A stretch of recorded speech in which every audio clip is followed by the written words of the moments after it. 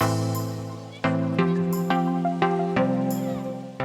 Angela, you're a human remains specialist. Tell me, how do you get even started in a job like that? So I was really lucky. I grew up in Paris and I used to go to the Louvre quite a lot, and I was really interested in ancient Egypt as a kid, and so I got my first internship there at 16, and then at 18 I got my first job as a gallery attendant. And I was really surprised when I was walking in the Egyptian gallery to see people's responses to the Egyptian mummy, because a lot of people were having strange reactions like laughing or knocking on the case, and I always thought Egyptian mummies were people. So I was really surprised, and that got me really interested in doing Egyptology and then museum studies to study Egyptian mummies more. So could you tell us a little bit more about some of your own research? Yes, so my research is really into how people engage with Egyptian mummies. So I look a lot at the history, 18th, 19th century, how people collected Egyptian mummies, and really why we have so many in Europe. And there's obviously a lot of complicated history of colonialism involved with this. I'm also really interested in how Egyptian mummies were studied for medical studies. So dissections of Egyptian mummies were quite common, and what they were really interested in finding out when they were doing these investigations.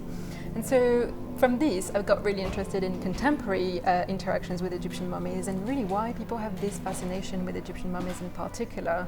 And so my work now is really putting public engagement events and really having a conversation about Egyptian mummies that's more, let's say, broader and more engaged in the fact that Egyptian mummies are people, and there are really a lot of conversations that we need to have to go away from the popular culture of Egyptian mummies.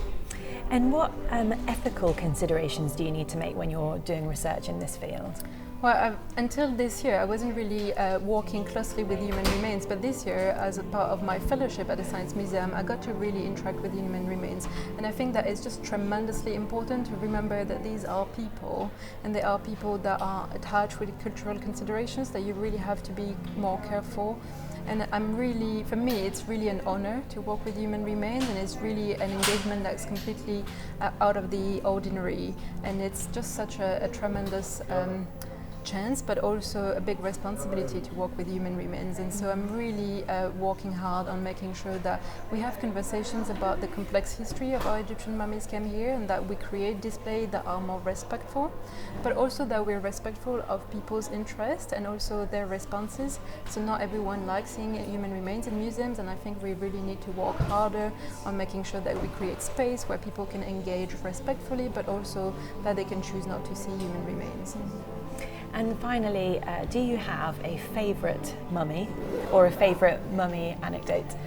Yeah, well, of course, because I grew up in Paris and I used to go to the Louvre a lot, I really research a lot, and I'm really interested in the history of Egyptian mummies at the Louvre.